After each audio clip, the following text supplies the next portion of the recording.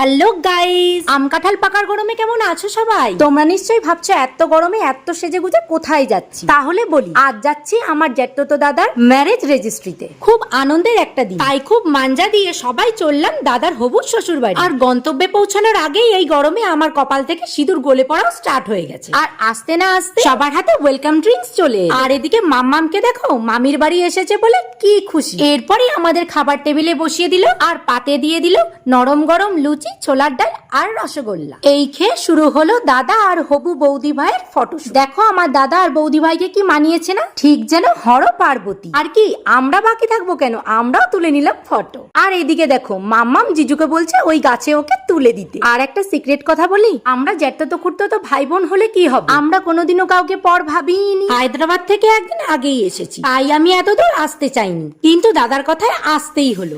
আর বাকিটা পরের ব্লগে দেখাই। টাটা।